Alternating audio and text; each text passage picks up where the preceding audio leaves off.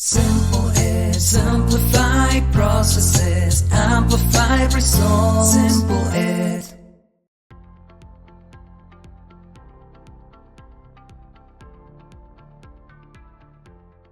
I'll begin. Hello, everyone. Thank you for joining in our webinar today on understanding the demand for STEM and MBA degrees among Indian graduates. My name is Aline. I work for the marketing department in the university relations team at Simplet. Today, I'll be covering on behalf of Yasir Ansari, the CEO and founder of Simplet. Unfortunately, he had some travel engagements. He was caught up with that, so he would not be present. But I'm really excited to have and welcome our two distinguished speakers for the session today. One is Deepika Phukan, recruitment specialist from the WPI Business School. Then we have Dr. Sandhya Subramanian, Assistant Dean from the WPI Business School. Thank you so much for joining us today, guys. And as we walk you through the entire presentation today, we'd be, looking forward to the insights that both the speakers have to share with us. So let's dive into today's agenda that we will be covering. A quick overview for all our, participants. We will be covering the market overview of the STEM and MBA degrees for the Indian students. We'll be covering the Indian education landscape for you. Then there's going to be a speaker session where both the speakers would share and talk about their insights, their experiences. We'll also be covering the motivations and followed by a few government initiatives by India and our upcoming graduate tours. So this is just a quick overview about the entire presentation, what is going to be, there for you. So starting off with the market overview, we wanted to share with you all some quick, strategy, few figures which we calculated while we were going and covering during the research, thing about the entire webinar. So there are a few points which I came up and I wanted to share with everyone. Number one was, the Technology and Innovation Report 2018, which declares India as one of the world leaders when it comes to the number of students getting bachelor's degree in STEM subjects. According to the report, out of about 5 million students who received their bachelor's in STEM subjects worldwide in 2012, 29.2% were from India. This figure is from the year 2012 till the year 2018. It talks about the number of students, the number of Indian students who are going ahead with their STEM degrees abroad. You can see that the number of Indian students who are pursuing STEM has been gradually increasing. It has been going to the top. And then when you talk about the Indian MBA education market, it is valued at $7.3 billion. And it is projected to reach $12.9 by 2032. So just a quick market overview that at the moment, India is slowly and gradually, leading the international student market when it comes to their STEM and MBA degree programs. So this is one thing that we thought it was really important for the audience to know. And just sharing a quick market overview. This is a source data from OI Digital Institute, where they have done a survey on the number of Indian students who are currently studying abroad till the year 2024. As you can see on the screens, the number 3 positions are secured by STEM and MBA programs, which again speaks volumes about the fact that Indian students are, very, very, excitedly they're going for these programs. As you can see, engineering, math and computer science, followed by business and management is leading the way for the Indian students who are planning and, applying for their study abroad sessions. So this was a quick market overview that I wanted to share with you, with everyone. And a quick snapshot about the STEM program, where students are choosing STEM degrees. So according to the UNESCO Institute of Statistics, India has 34% of students choosing STEM and is producing the most graduates in total in the field.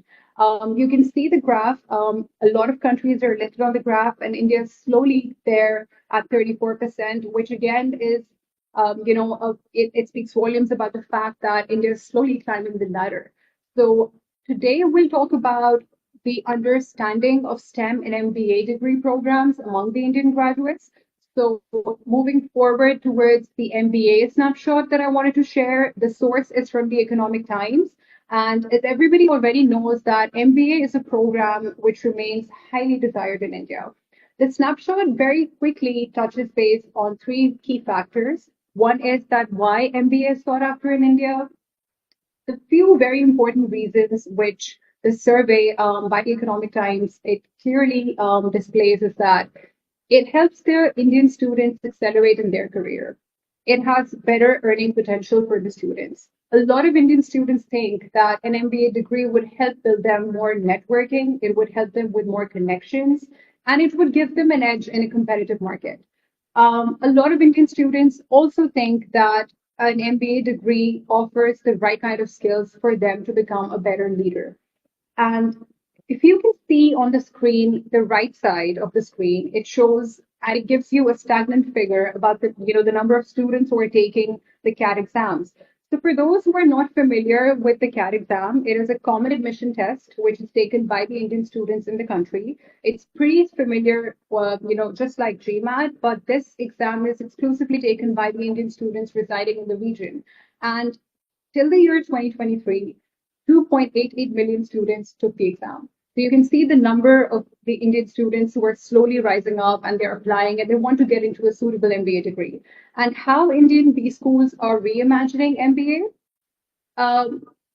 So the entire process, the entire story, it is starting from the school level. A lot of Indian B schools are rebooting their curriculum with a focus on the integration of data, digital, AI, and ESG programs. A lot of them are building hybrid teaching methodologies. They are stepping up their global collaborations with fellow programs, and they are emphasizing increasingly on experiential learning. So a lot of Indian school systems are slowly moving from rote learning to experiential learning, which is massively changing the Indian mindset, the parents' mindset, the student mindset. And then, of course, they're working with industry professionals through research and project collaborations. There's going to be a section moving forward in our session for today where we talk about some Indian government initiatives and how those initiatives are helping set the base and set the tone for the STEM interest in the Indian students and the MBA interest. So that's where we'll speak in detail about how the Indian B schools are reimagining the entire MBA degree program. So again, a quick overview about the Indian higher education landscape. Now we'll just walk you through a bit about the US survey. This survey by Open Doors calculates that out of the 190,000 Indian students in the US, 44% are currently enrolled in graduate programs. STEM dominates as the field of choice. As you can see on the screen, 78% of Indian students in the US, they're enrolled in STEM programs, followed by 11% in the business programs. There are other fields as well. If your university has an MBA or a STEM program currently in place, you can see that how Indian students, I think this Indian market would be really beneficial for you to tap into, considering STEM leads the game and business management is closely following suit. And then, of course, there are other fields which can be explored. If your institute has a field in fine art or fashion, there are kids who are slowly progressing towards that. But then here, I mean, STEM is leading the game, followed by business management. So this was just a quick landscape overview that I wanted to share with everyone, considering the number of students currently enrolled in the US degree programs. And now we will hear from our esteemed speakers. Dr. Sandhya, I'd like to invite you first to join in. And yeah. Thank you, Aline. That was a great introduction. My name is Sandhya Subramanian, Assistant Dean of the WPI Business School. If you're unfamiliar with the acronym WPI, we are Worcester Polytechnic Institute, located in Massachusetts. We're about 30 minutes in a drive from Boston.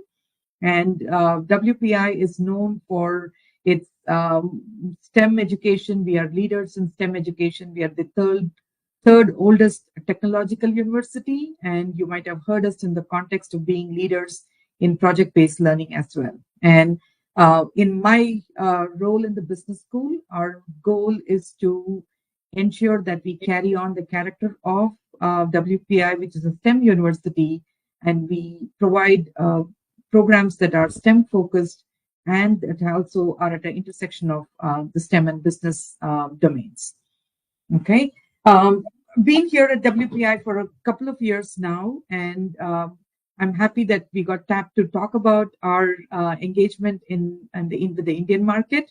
Though I had done this before, it was fairly a new initiative for WPI in terms of having very structured, organized engagement through recruitment agents. And a few things that we did as we launched our engagement in the Indian subcontinent is beginning collaboration with aggregators and universities. Um, who's joining me at this webinar is Deepika.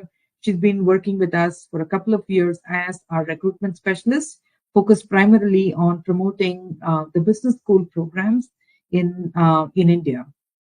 So uh, I think we'll have much more of an open conversation, given that this is a very, very broad topic and different people are at different aspects of this spectrum of engaging with the Indian audience.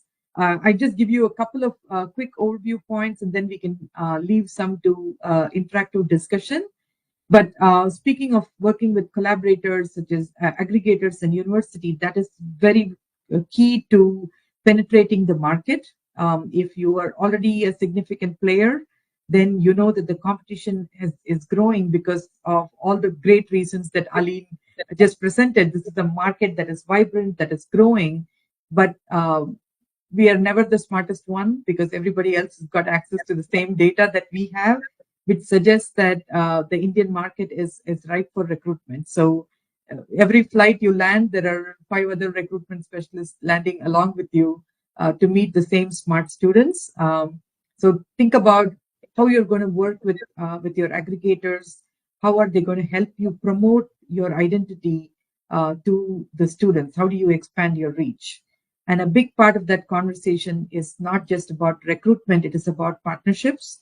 So in my past, throughout my higher education experience, kind of one thing that I've focused on is ensuring you have great university partners, because they could be feeder institutions, they could be partners in the sense of research collaboration, student mobility beyond just recruitment focus. So think about stepping back and looking at internationalization as a holistic approach. Short-sighted, very transactional approaches don't help. It's a very relationship-oriented market, so play to that strength of where we are. The other side aspect to all these things is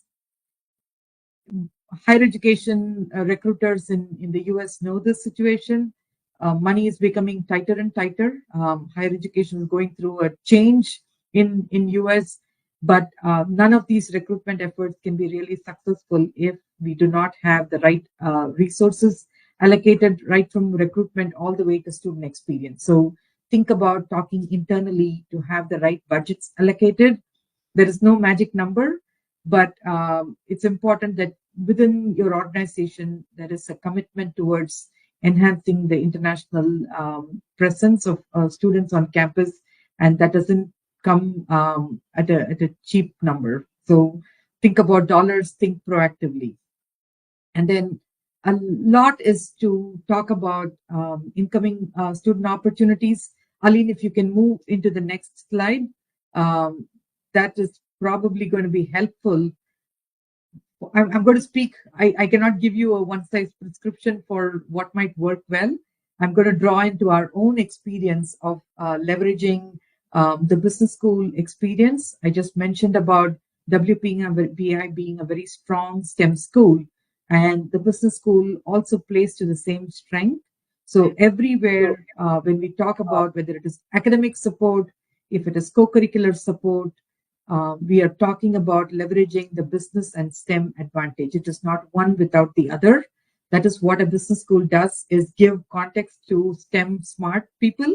And we do that through our curriculum. We do that through co-curricular support, because that is a significant shift for a lot of students.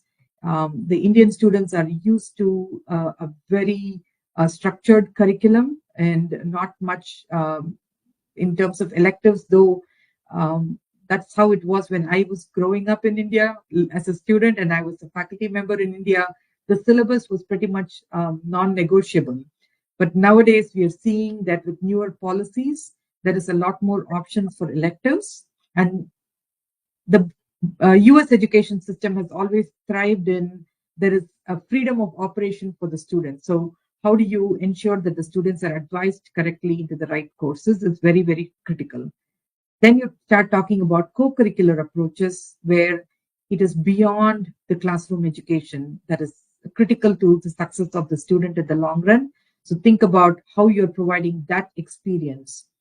Again, in terms of supporting students once they are here, mentorship is a key aspect, and we in the business school have started these mentorship efforts long before the students arrive on campus. We have student ambassadors who are current students who engage with prospective students. Deepika is very critical to that role. So whenever a student asks you a question, he's a prospective student, he or she is, more than us sharing a lot of all the different 25 bullet points of what we do. Connecting them to a current student helps us tell our story better because that is authentic, that is true voice that a current student who's experiencing these benefits is able to articulate.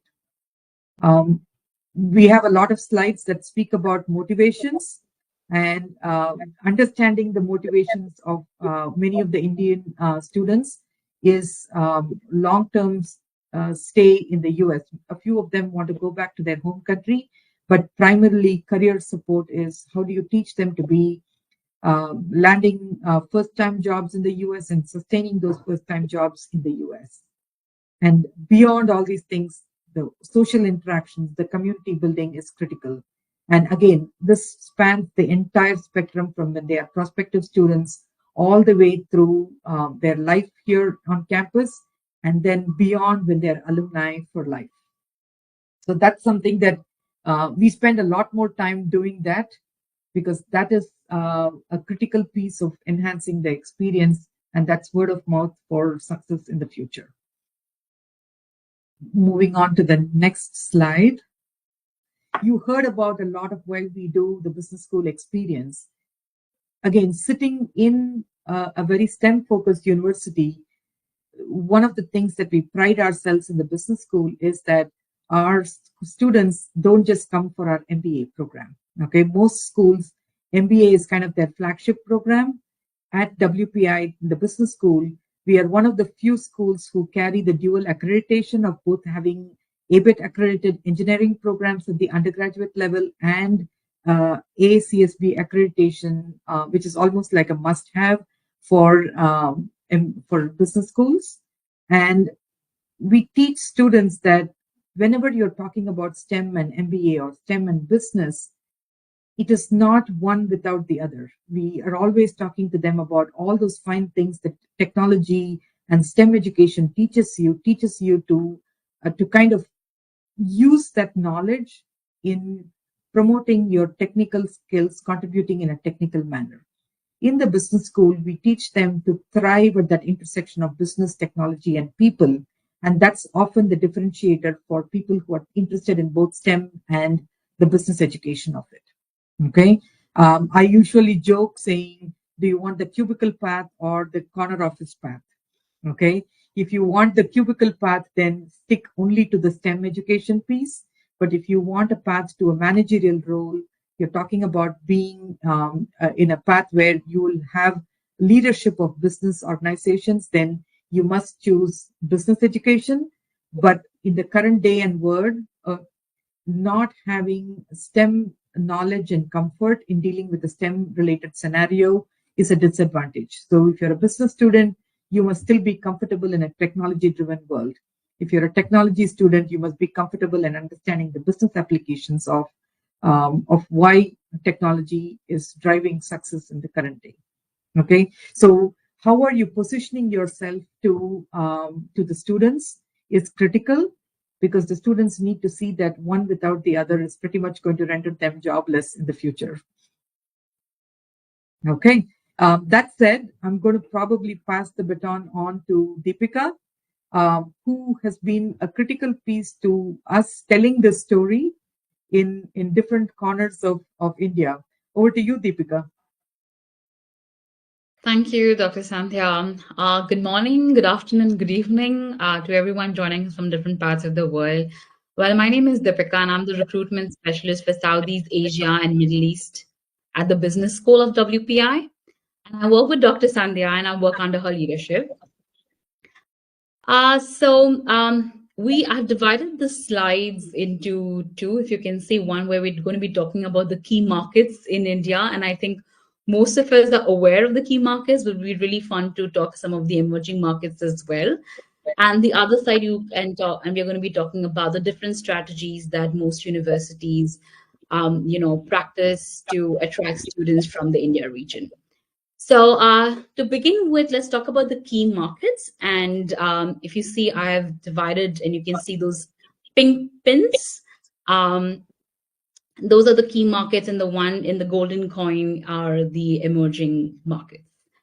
So, we all know the US is one of the top destinations for students, for India. We see a majority and a big chunk of students since many years now have been put, most of them want to pursue engineering sciences programs. Business programs has been equally been popular, but the big numbers usually are from the engineering and sciences. And slowly we definitely see a gradual increase in interest from students for arts, commerce, and other fields. Off late, along with the business and engineering, I see this tech business is really in demand, and we would all agree to that. Especially programs like business analytics, information technology. These are some very popular programs among the student community, we say. Okay, so we all know India as it's divided um, you know, into different markets. So how we're going to look at is, let's start from the top of India, which is we call the north of India. Then we will do the central India. Then we'll do the south of India. Then we'll go to the east and the west. Okay, so in India, it's very important to understand. So depending on our course programs, our tuition fees, the key programs that we want to promote. So accordingly, we'll choose the tier 1, tier 2s, and tier 3s. And if your tuition fees is very important admission criteria, depending on which tier would you select. So tier 1s are the ones which are the key markets. Tier 2s are equally very prominent. Some of them are also in pink, that I have marked into the map. And then there are the tier 3s, which are mostly the one that you see with the golden lines. Okay, so let's start with one at the top. So if you see that, Delhi on the top up, if you're looking at it, it's majorly if you're looking for business course programs and engineering, it's a great market. Yes, we do hear that a lot of the students also prefer UK, Australia, and other countries. But Delhi being a capital, it has some of the most top universities where you find some of the best prestigious universities and institutions where they do encourage students to pursue higher studies, especially in the US. Undergraduate is really big in Delhi for especially business course programs, and and especially the MBA and pure business course programs. Moving down, it's where you see is Indore and the central India. The central India is called Madhya Pradesh, and Indore is the capital city, and that is one of the key markets in the state of Madhya Pradesh. If you're looking at the tier 2 markets in Madhya Pradesh, then we could also look at exploring Bhopal as a market. That could be a good market for both engineering and business. The good part about Indore and Madhya Pradesh as a market, the students are very well versed, they're well prepared. Majority of them come with experience, and they also have the money. And they prefer well-ranked universities. So that's something that is a key thing which you need to look at when you're recruiting students from Indore. Bhopal is a tier two, which is also an emerging market. So these students usually prefer universities where the fees is a little more affordable. Okay, so from central India, we will go down to the south of India, then we will come to the west and then the east. South of India, as we all know, is the biggest destination. That's where the biggest chunk of students come in for, to the US for, and they almost everyone prefers the STEM degrees. So the big markets here you will be hearing from everyone, and I'm sure you're recruiting from these markets. It's Andhra Pradesh and then it's Telangana. In Andhra, well, it's a very different market if you compare with Telangana, though earlier they were like this one state and now they're divided into two different states. Andhra Pradesh, most of the cities come under the tier two. So some of the big markets that you can explore is Vijayawada, Vishakhapatnam, Guntur. These are some very prominent cities where you can, dive in and look at different recruitments. Majority of the students coming from this particular state of these cities from Andhra are from the agricultural background. They have the finances, but again, they do prefer universities, who give them good scholarship. Vishakhapatnam, I would say categorically is a very good quality of students where you can, if you want to target good quality students, then meet Vishakhapatnam. Guntur has, you will, if your admission criteria is not very high and and you want to attract a lot of engineering students, then Guntur is a good destination. For us, we don't really target Guntur and Vijayawada a lot because our English proficiency requirement is very high. Say, for example, ours is an IELTS in 7. Um, most of the students end up with a 6 or 6.5. So we don't target a lot, but we can't even skip that market of Andhra Pradesh because we do have some potential students from there as well. We'll go down. This is Telangana, and Telangana, it's Hyderabad is the biggest market. Then there is some tier two. We can also go to Warangal. I missed out one in Andhra Pradesh is also Tirupati. It's some of the best universities are based out of Tirupati, and that's one location where you can target and do a lot of direct recruitments or look at signing MOUs. So Tirupati would be a great destination for you in Andhra. Yes, coming back to Telangana, Hyderabad, we all know no one can miss out on Hyderabad. In fact, though I'm based out of Mumbai, but my majority of the time goes in meeting consultants here in Hyderabad. And then we have different categories of consultants. It really depends on what kind, whether you want to work with independent, consultants, or is it AIRC approved consultants, or you would want to work with consultants who've got multiple offices across the Telangana state. So you can choose your consultants accordingly. Then coming down, we have Chennai. Chennai is a location where if you're looking for quality students, if you're looking for really bright students, that's the destinations where you can focus. You can have collaborations with universities in Chennai. Dr. Sandhya Balasubramanian can also, add on some more points about Chennai because she's originally from there. But yeah, and Sure. yes, would you like to add in some points? Nothing at this time specifically, but maybe if people are curious, we can talk to that during the Q&A session. Okay, sounds good. Yes, thank you so much. Yes. So Chennai again, here, there are a lot of small consultants who work here, and there are some big ones as well. If you're really looking for big numbers, there are 2 or 3 players who are really big. Otherwise, there are a lot of the small consultants. But working directly with the universities in Chennai would really translate into good conversions for you. Onto your left again is Karnataka. Karnataka's Bangalore is another big market again. Now, students from Bangalore are not very agent driven. For them, they do their research, they do their due diligence well. They do a thorough research about the universities, and you will find students with really high English proficiency scores and good academics from Bangalore. So Bangalore and Chennai are really great markets to tap in if you're looking at very good quality students. And not these are not very necessarily very agent driven. They are very particular about the kind of universities or the course curriculum. All of these information is very important for them.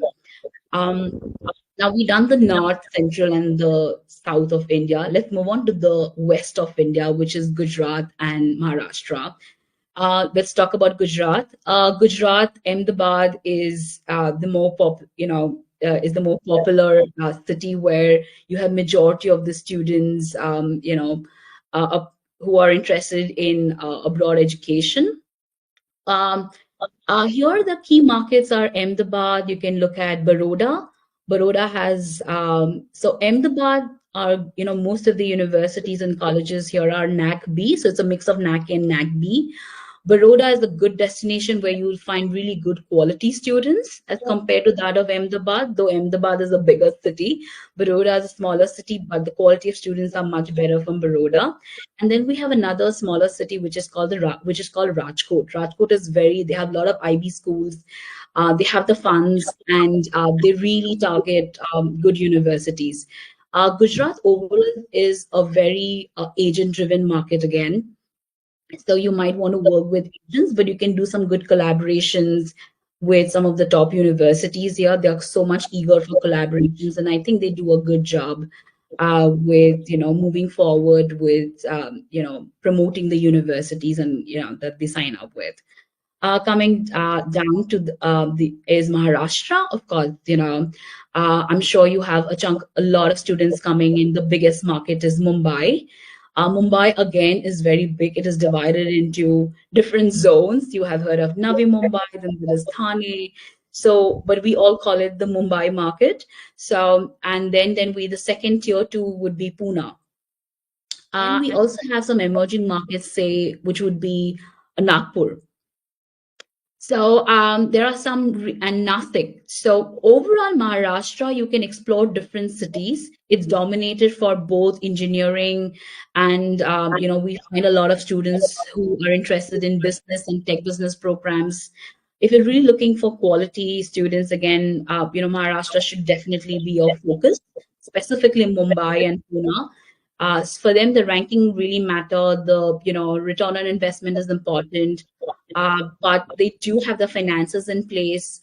They're very well versed, and I think very active students. If they really they will become an asset to your university. So this is a great destination for you to explore. Some of the other smaller ones that we see, Rajasthan, Jaipur is a market. It's an emerging market, but maybe that's something that you want to look at once you have kind of tapped into the key markets. Lucknow is a great market, which is in the north of India, which is a tier two again. Here again, undergrad is really big. Master's programs, I think for business is really good. Then coming on to the east of India, you will see Kolkata is an emerging market. The northeast, you will see Guwahati is an emerging market. And then down south, Kerala is also an emerging market. So these are some of the different markets that you can explore. The newer markets that we are now kind of exploring is Punjab. All these Canada-centric and Australia-centric markets, they're now focusing and, are also looking at US as one of their study destinations. So you don't need to be highly active in these regions, but it's good to show your presence because slowly and gradually we are seeing a lot of good students from these regions as well. So that's about the key markets in India and the different strategies that most universities now we are, depending. Some of us prefer to be in the US and have, some network with the partners in India. In India, you will see there are agents who has a B2B where they are the master agents. Then they have channel partners all across India. Then there are some channel partners who look at B2B, B2C, where, for example, like IDP, they don't have, channel partners, but they interact directly with, with the students. There are pros and cons for both, and it's very important how well you strategize it. For example, if I have to give it to you for B2B, the channel partners, you might be working with that A company who has a lot of channel partners, but it's important to also understand, what is their market strategy. That's very integral. Who are the key players? Who are the main important people in their team? Who are the counselors? If they are promoting your university or not. The second is the B2C, and sometimes in B2B market, the master agents does not have a hold on the students, right? Because at the end of the day, there's a channel partners who are, what do you call, making those applications. But when it comes to the B2C, where the agent has a direct contact with the student, they have a good control of the student, they understand the profile, and then you will be able to have a more hold on those consultants if you work with them. Then I think there are other initiatives that most universities, especially like for us, we're signing up MOUs with some of the really top universities. Dr. Sandhya and our dean, Jackson, they are doing some great work with the MOU, and it's helping us really promote our university with their students. One of the things, and sometimes these MOUs take time and it has its different stages, and maybe during the Q&A, Dr. Sandhya can answer some of the challenges and points over there. I think one of the plus point, I'm not sure we can share all the strategies, but maybe some of the tips we could always, maybe talk about in the Q&A. And a lot of us still don't prefer to work with agents. I know a lot of universities come down and only represent in independent events in Education USA, or just connect with universities and have their promotions and branding done. So these are some other activities that universities do. That is all from my end. Thank you so much, and all the very best. Thank you so much, Deepika, for the lovely insight session on the regional market and what kind of recruitment strategies the audience can take tips from. Thank you so much, Dr. Sandhya, for sharing the student experience with us. We'll get into now the prime motivations which are driving the demand for STEM and MBA in India. And I would also want the speakers to join in on any point that they want to share their own experience with. Then what are the driving, motivating factors that are instigating the Indian students to go for their STEM and MBA degree? So we'll start off with the motivation number one. A lot of people that we interact with, a lot of parents that we end up, speaking to, the number one motivating factor that they end up bringing to us are what the salaries are going to be like after the student end up getting a degree in STEM and MBA. What is the career growth going to look like? What kind of OPT STEM extension programs? How will they end up helping the students? So these are some of the very three motivating factors that we always end up getting, from the students, from the parents, and we always feel like that the Indian students, these are the number three points that they always end up thinking about before they make up their minds for their international study program abroad.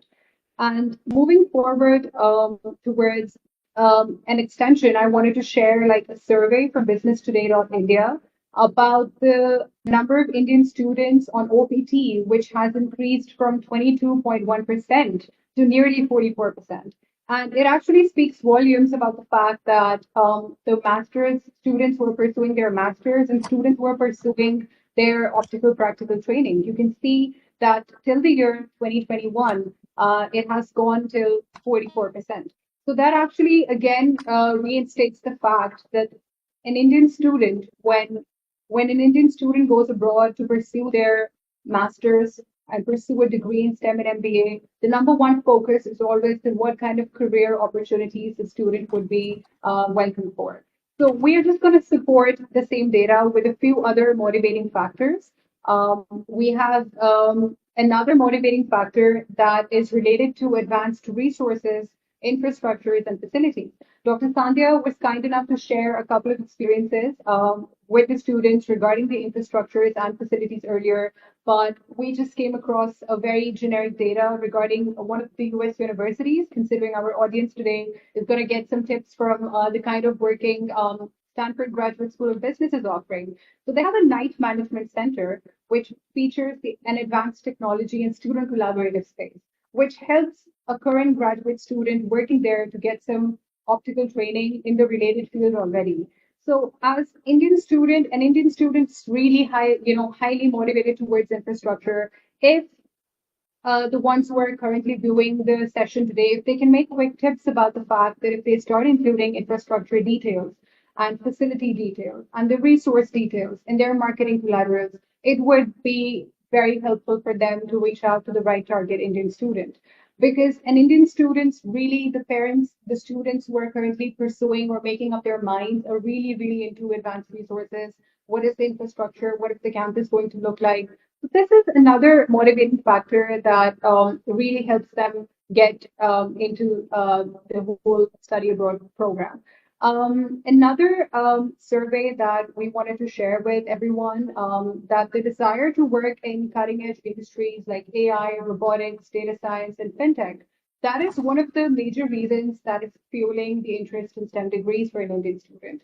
And a source from Open Doors report till the year 2021, it found that over three-quarters of Indian students in the US are currently pursuing STEM courses. So this data very clearly shows that the Indian student who is currently pursuing STEM courses in the US are touching 34%. Engineering's touching 34%, followed by 34.8% in math and computer science, and business and management is covering 11%.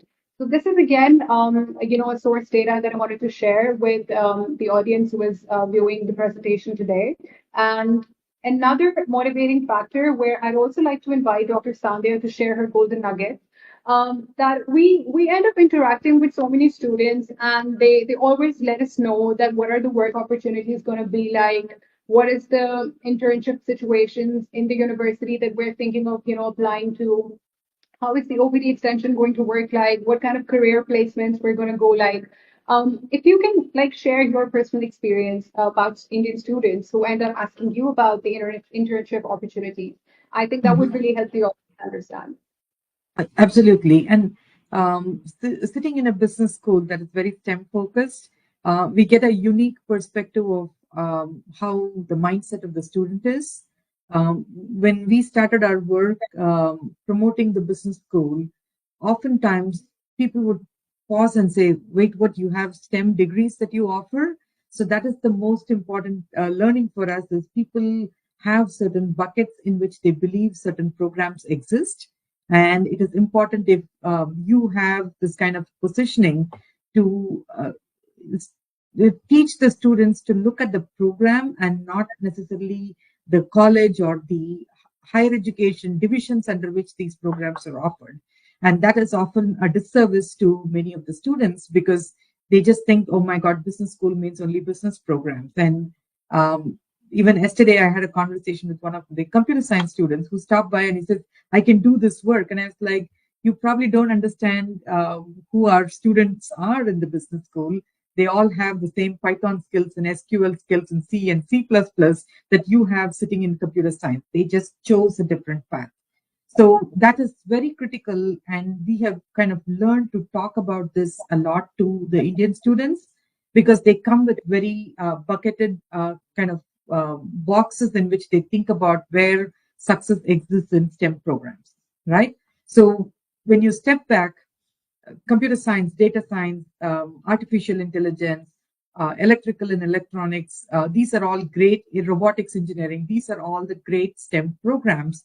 And work opportunities are heavily dependent upon the local, regional business uh, collaboratives that you have. So, as universities, if you're working with a group of students who are highly motivated and career minded, um, looking at work opportunities, co ops, internships, part of our story as higher education administrators and people who are supporting their success is to start helping them prepare for those OPT opportunities, those internship opportunities right from day one.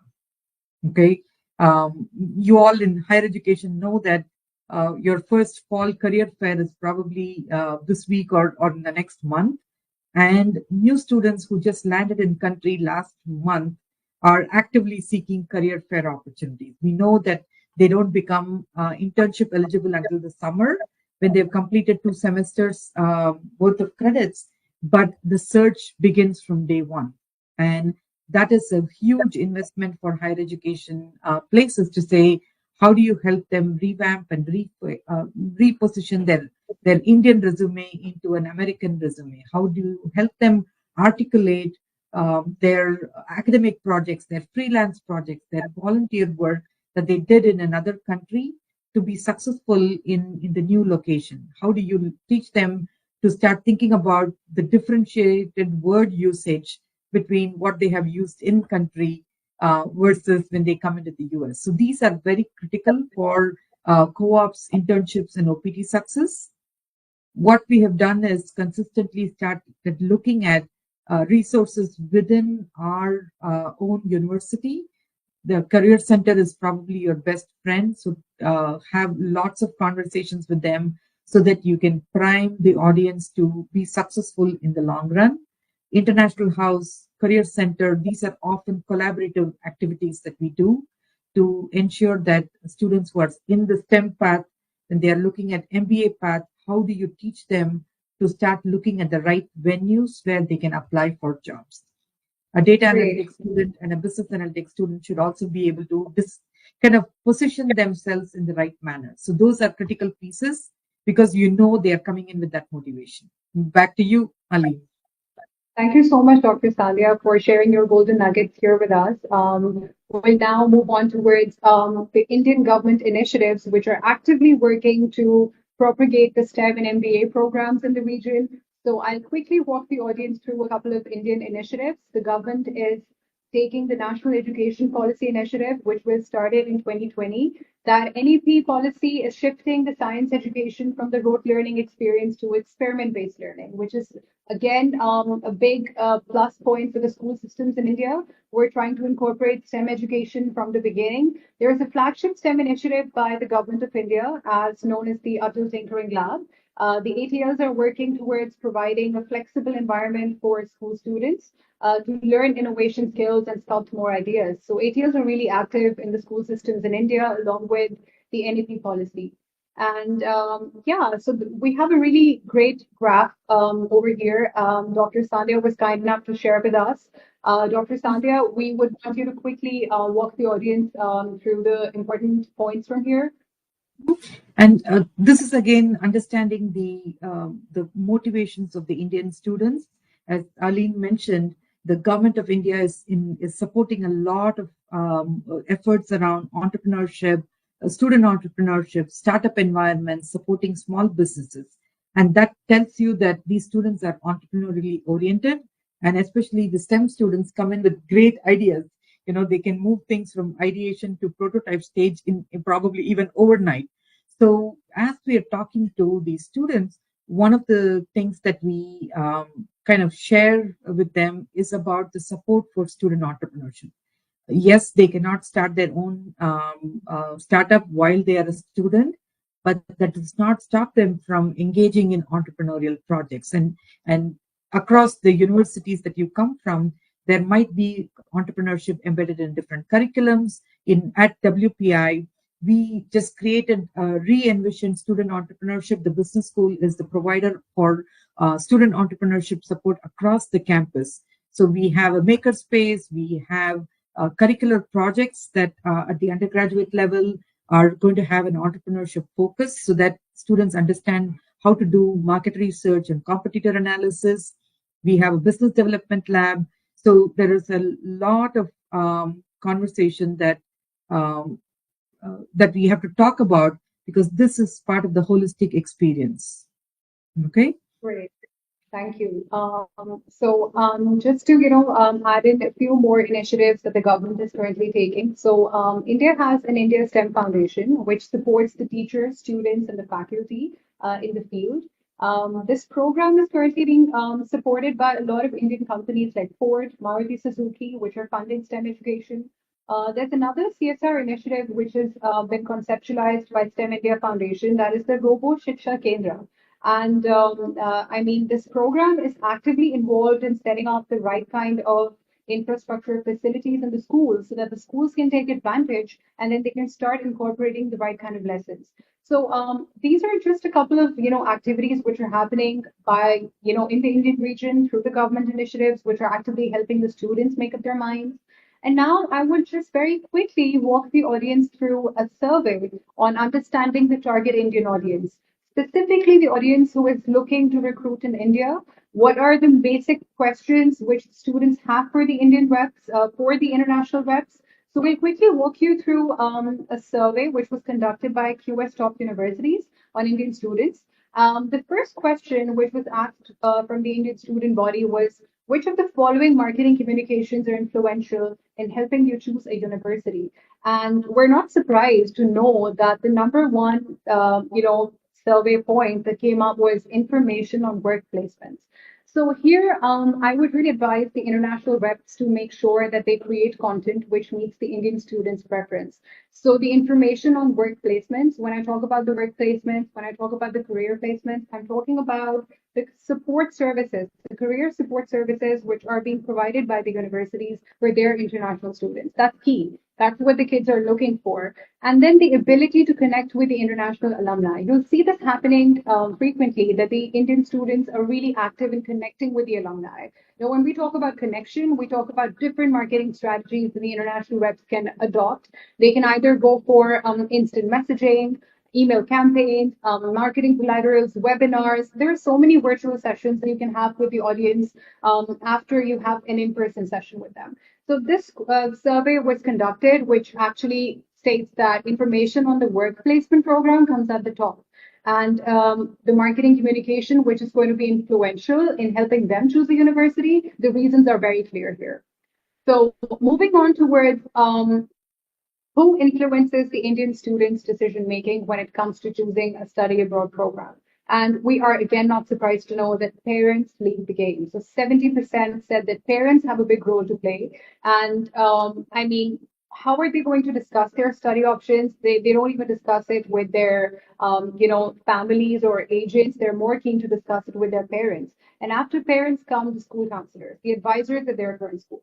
So here, I mean, people who are planning their recruitment strategies in India can think of a point that their marketing collaterals can be directed towards the students or the parents. I believe webinars are a great way here. Instant messaging through WhatsApp channels, the communication channels can be so proactive where students can reach out to you directly. Here, the survey clearly states that parents have a big role and parents are the decision makers in every Indian student's home. That is key. So the last one, I would quickly walk you through how often would an Indian student expect the university to contact them at the following stages. So here we're going to talk about planned communications. The communications between the international reps and the Indian students need to be timed right.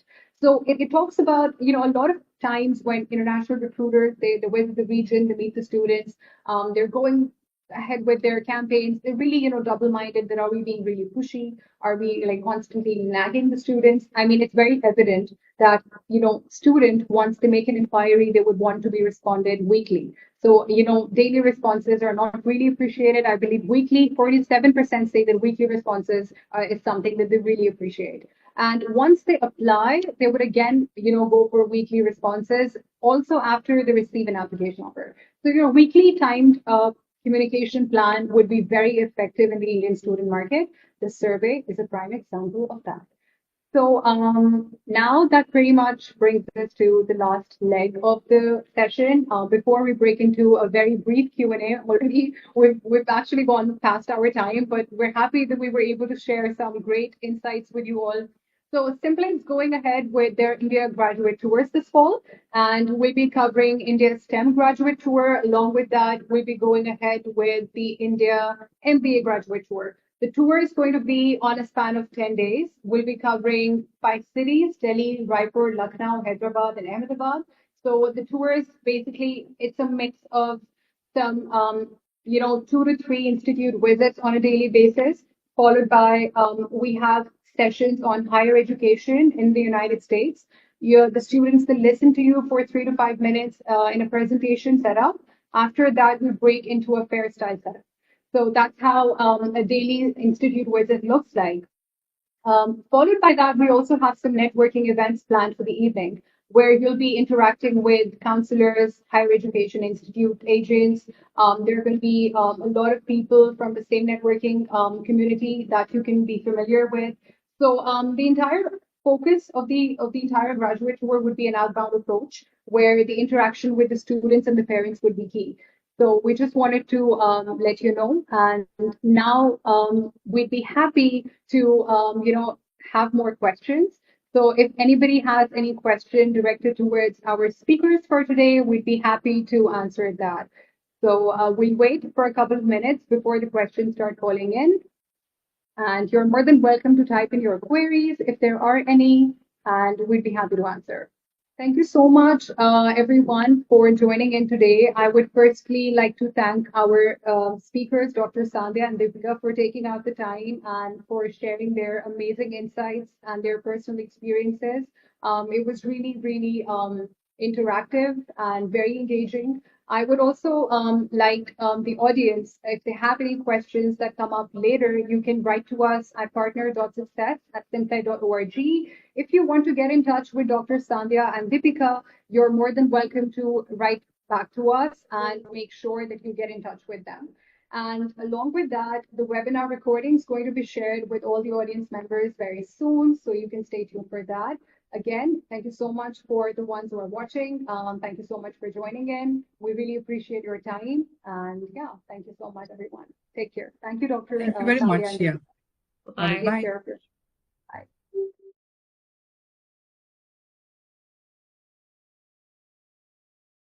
Simple Ed, simplify processes, amplify results. Simple Ed.